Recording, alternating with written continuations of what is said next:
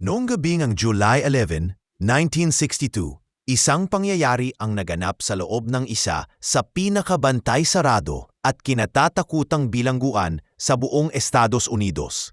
Tinawag ito na Alcatraz Federal Penitentiary o mas kilala lamang bilang Alcatraz o The Rock na isa sa mga pinakakontrobersyal, pinakakilalang kulungan sa kasaysayan ng Amerika. Matatagpuan ito sa isang maliit na isla na may layo na 1.25 na milya mula sa dalampasigan ng San Francisco, California, sa gitna ng malamig at mapanganib na tubig ng San Francisco Bay.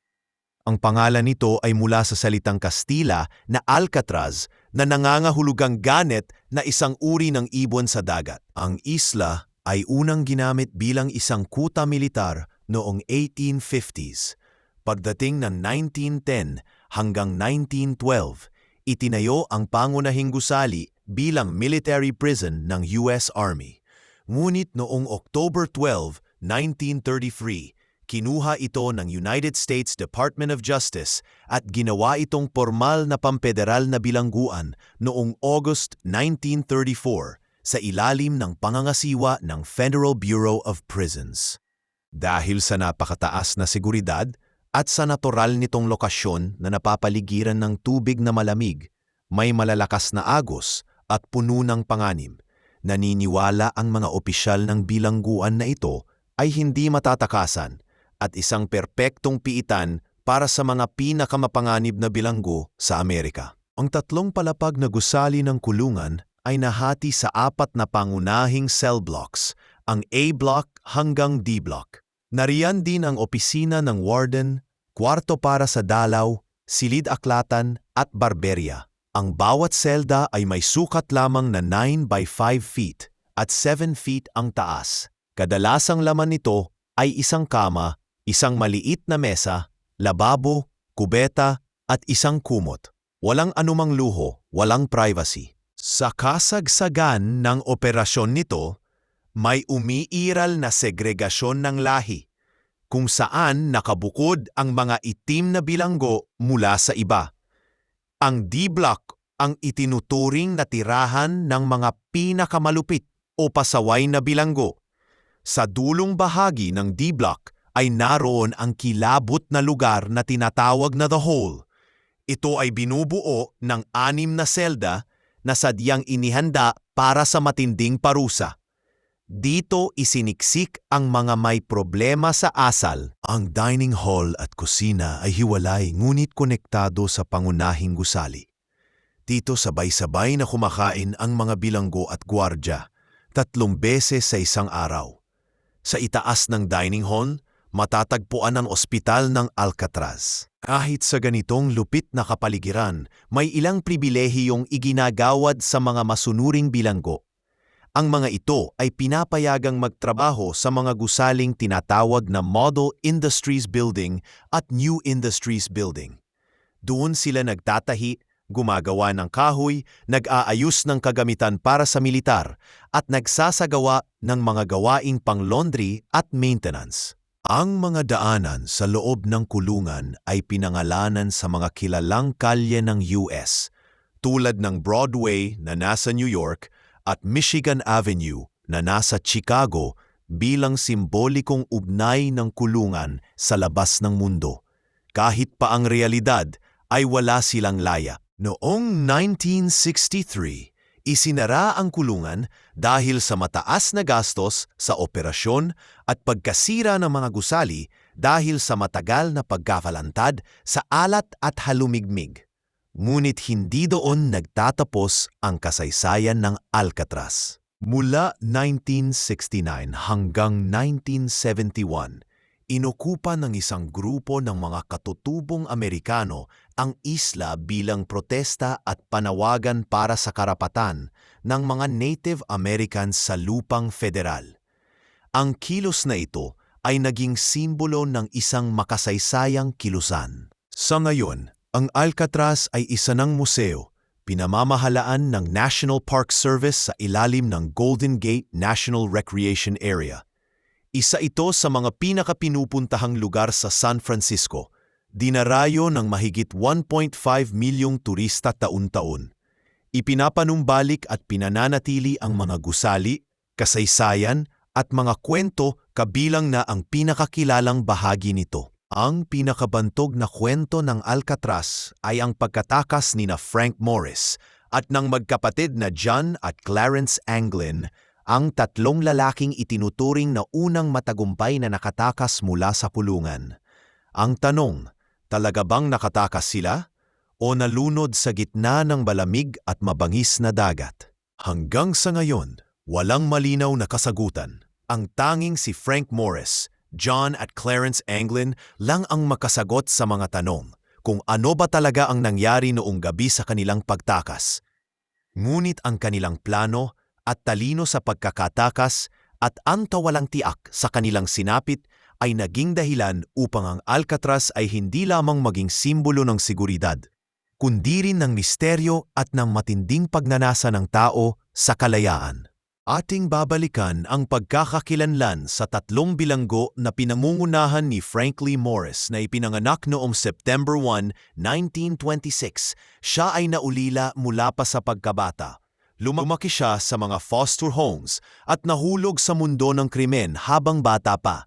Ngunit sa kabila ng kanyang krimen, kilala siyang matalino na may IQ na 133, nakabilang sa pinakamataas na 2% ng populasyon.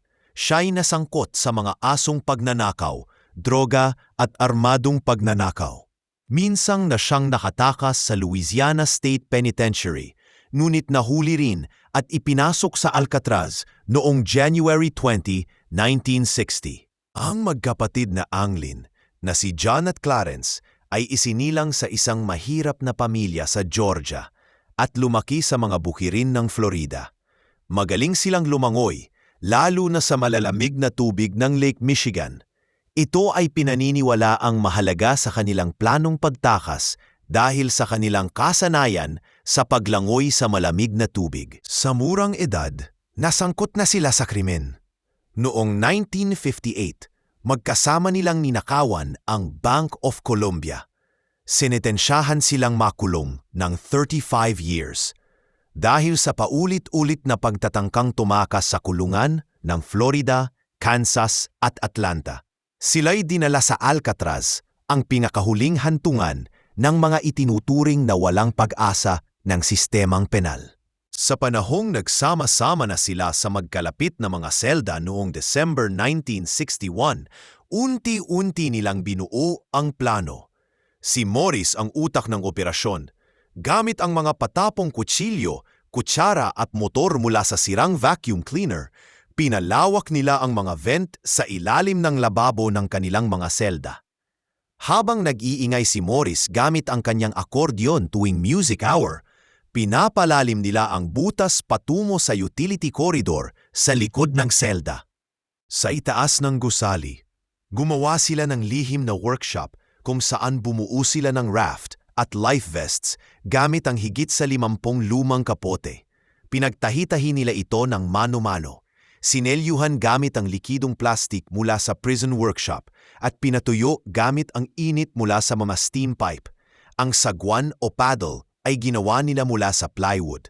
Ang disenyo ng raft ay mula mismo sa artikulo sa Popular Mechanics. Ito ay isang kilalang magasin na nakatuon sa pagbibigay kaalaman sa publiko tungkol sa siyensya, teknolohiya at mga inobasyon sa pang-araw-araw na buhay.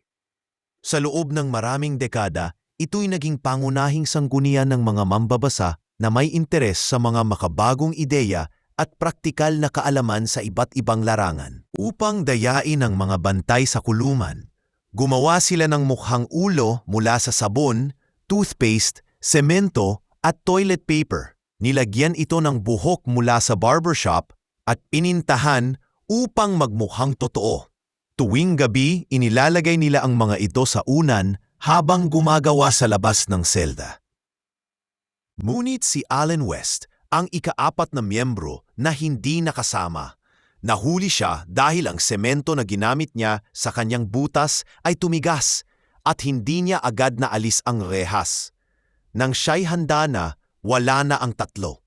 Sa halip siya'y bumalik sa selda at nagtulug-tulugan. Matapos magtagumpay sa pag-akyat sa ventilation shaft at pagbukas ng isang malaking fan sa bubong, bumaba sila mula sa 50 feet gamit ang tubo ng kusina.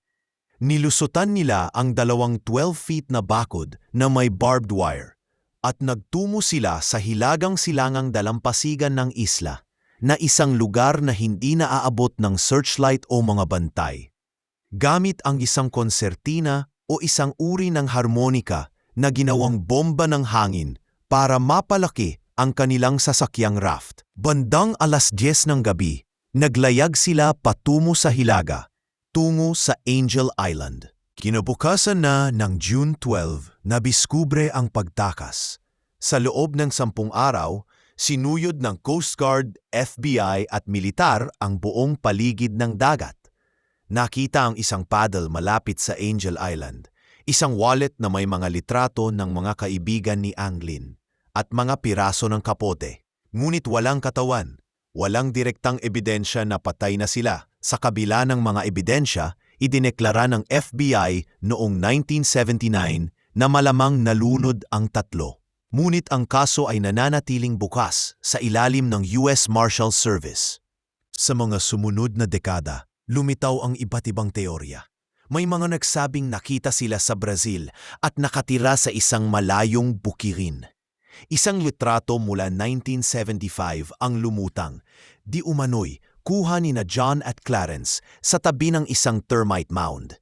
May mga liham at postcard umanong ipinadala sa kanilang ina at pamilya galing sa kanilang mailbox na nagsasabi, "To Mother, from John, Merry Christmas." Tuwing Mother's Day kada taon ay may hindi kilalang tao raw ang nagpapadala ng mga bulaklak sa ina ni Anglin hanggang pumanaw siya noong 1973.